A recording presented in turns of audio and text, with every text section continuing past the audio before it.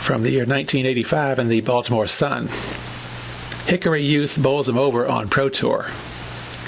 Tim Chris is living a boyhood dream come true while bowling on the national tour, but he also is learning just how tough the competition is at that level.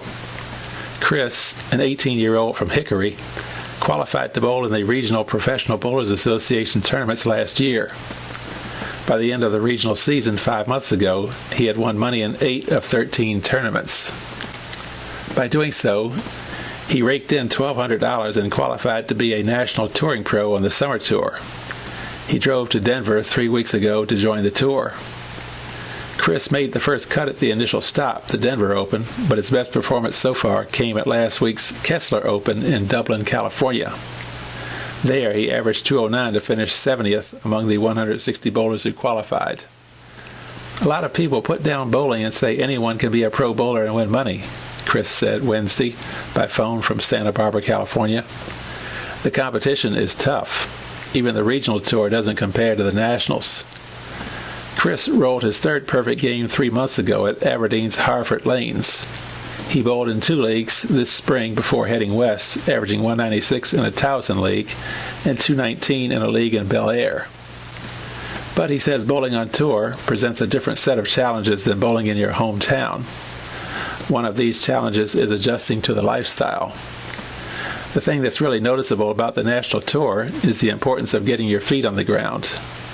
You even have to adjust your eating habits to being on the tour, said Chris. Everything seems to be geared toward bowling. Chris, who often bowled up to 40 games a day before he joined the tour, spends days off bowling at least 10 games. He builds up to 20 games a day as a tournament approaches. But each new tournament brings a different set of lanes, and no two are identical. Chris chooses a suitable ball for each lane from his collection of 11 15.5-pound balls.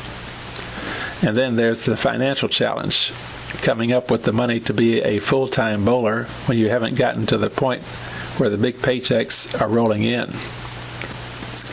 Chris has received $6,500 from a handful of friends and businesses that have sponsored him. He says his first $6,500 in prize winnings will go to repay these sponsors. He said that on tour, traveling expenses, entry, and practice fees are costing about $650 a week. After 2 years of lessons from Timonium bowler Bernie Smith, Chris is coaching himself now, watching his peers on the tour for insights that will help him refine his game. The next stop on the tour for the C. Milton Wright High School graduate is next weekend's Southern California Open in Riverside, California.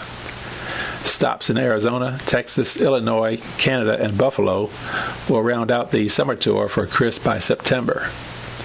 He said he will sit out the fall tour to save money for the more prestigious events during the winter tour.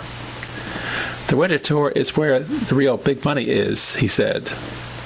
Chris says he is not expecting overnight success on the tour, but he is looking to the future.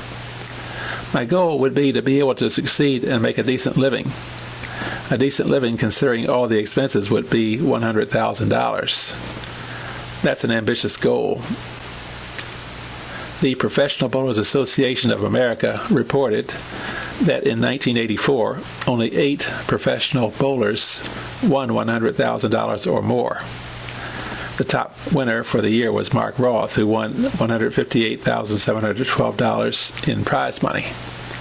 Chris said he has wanted to be a professional bowler ever since I was a kid. I was really excited and looking forward to it when I joined the tour, but I was a little scared too. I didn't want to come out here and bomb.